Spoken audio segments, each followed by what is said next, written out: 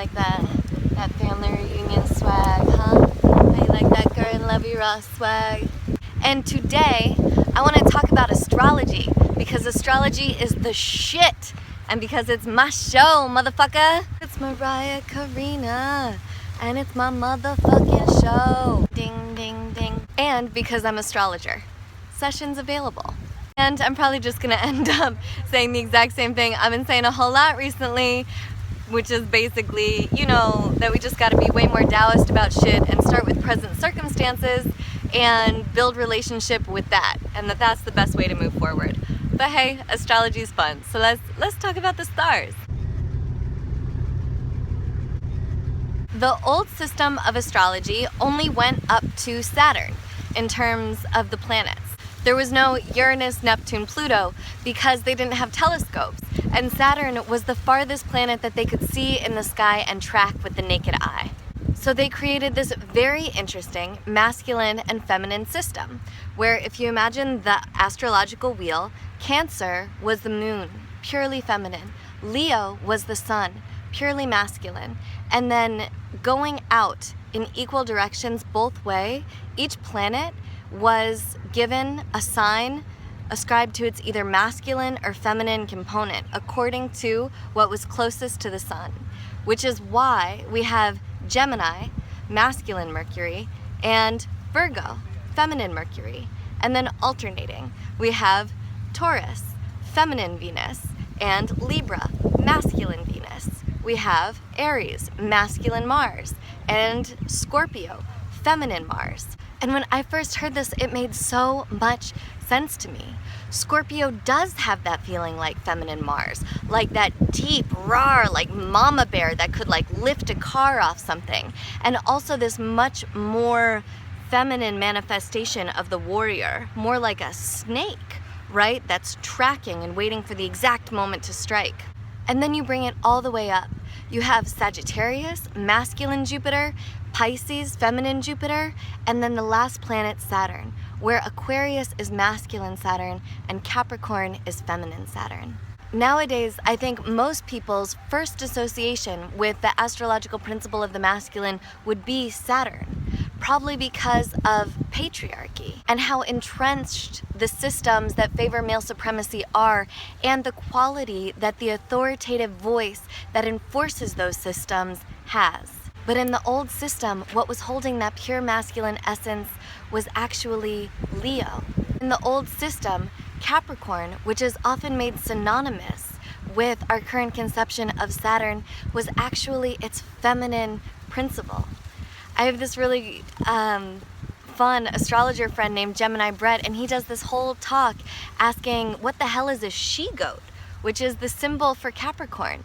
And he says it's actually a she-goat, right? So whereas Aquarius is bringing in this masculine principle of Saturn, innovating systems, this more kind of like star technological lightning bolt of change and difference and individuation. Capricorn is that feminine nature that brings it into living systems, that structures it in terms of constellations of relationships and resources.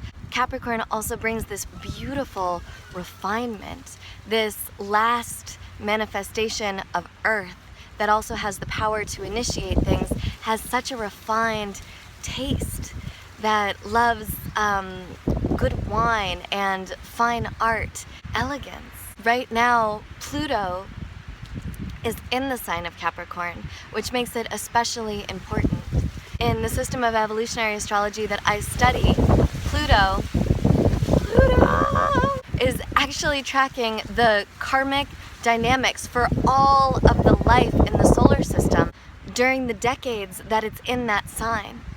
The fact that it's right now in Capricorn means that we, as the living organism of our solar system, are working through Capricornian themes. I like to think about it like Pluto is this little satellite that's skirting the edge of our solar system, the membrane of our solar system, receiving messages about the dynamics that are happening in the larger galaxy and in the larger cluster of galaxies, and bringing those archetypal waves into our solar system, gravitationally pulling it in, so that wherever it is, that's what we're working on individually, collectively, as a planet, as a solar system, as a galaxy, as a cluster of galaxies, as a universe, moving through cycles and textures of times and evolution.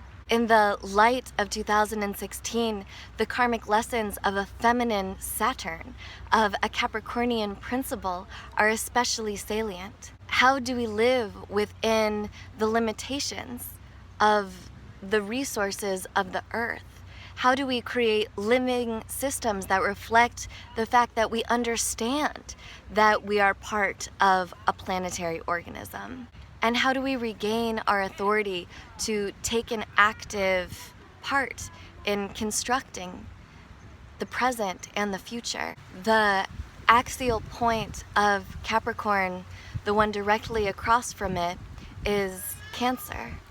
So in that sense, Cancer is this feminine principle and Capricorn is its masculine opposite. So everything does have masculine and feminine components depending on where we place it in the constellations of polarity.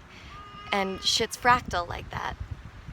But it also means that we get to learn from our polarity.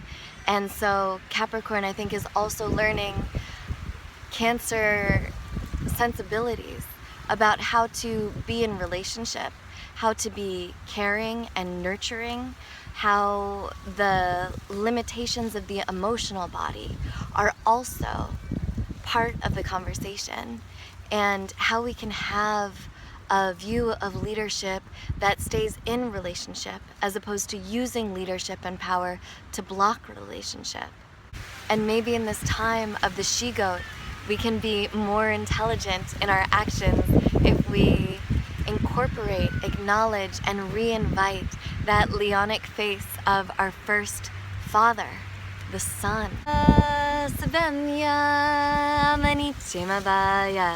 Because it would be easy to demonize some of the qualities of Leo and make them the enemy of our new feminine Saturnian systems. But it would be the same as raging at the shortcomings of our fathers, which can only go so far. Which is to say, not as far as compassion, and certainly not as strategic for ourselves or anybody involved. Because people, especially proud lion people, don't tend to step down when they're feeling attacked or threatened or bad about themselves. People tend to step down when they feel celebrated, good, confident, and appreciated. That is when they let themselves be the energy moving, shifting, evolving, or even stepping aside. That some of these qualities of Leo that have been showing up in shadow, and again, all qualities, all signs have shadow, and some of these qualities of the Leo shadow that have been showing up, ego, narcissism, putting oneself before the betterment of others and the collective, extensive need for resources, need for attention. If we can shift strategically, and we know Capricorns love to be strategic, to see this as an aspect of all of our humanness, because all of us have all the traits of all the signs. And if we can see that as simply a part of us that wants to be accepted and embraced and even loved, then we open the doorway to this path forward that I feel is so much more sustainable, because we're moving forward truthfully, wholly, Taoistically, because we are that. We are self-centered, self-involved little creatures, and appropriately so. That's part of living in a fractal universe. Every part of a fractal is the center.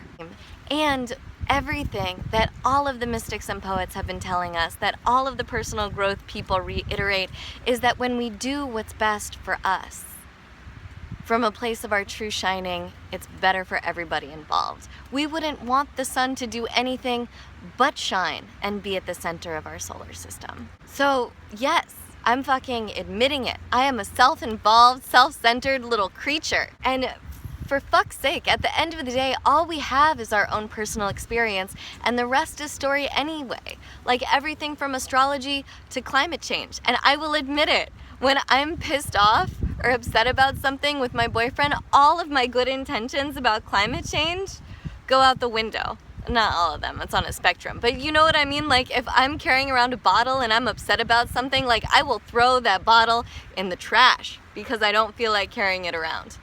Again, depending on how upset I am. Whatever, the point is I want recognition. I want to be noticed. I want attention. I want to have fun and express myself and be creative. I want to be an individual and be on a path of individuation. I want to stimulate other people and be stimulated. I want to fucking shine. And when these parts are loved, because Lord knows Leos love love. When they are loved, instead of identified as the issue to be eradicated, then all of those light, exalted qualities of Leo get to come out. Generosity, warmth, courage, seeing and caring for other people. The most heartfelt sunshine and warmth and loyalty and care. And when we can love these aspects of that first masculine principle to our ancient ancestors, when we can love the wholeness of the light and the shadow and the everything that comes from the sun, and welcome those parts home, the same as we're going to have to welcome all of the parts, light and shadow, of all of the signs from now till eternity, and build elegant systems that reflect that marriage of sun and earth, then we all get to forgive our fathers a little, we get to forgive ourselves a little, and our own Leo and masculine sides, and we get to forgive humanity a little, or a lot. Your choice. Onwards, onwards, in loving what is, from the self to the stars, and everywhere in between. And oh my God, it's Sunday. Just realized that. Thanks, sun. Okay, bye.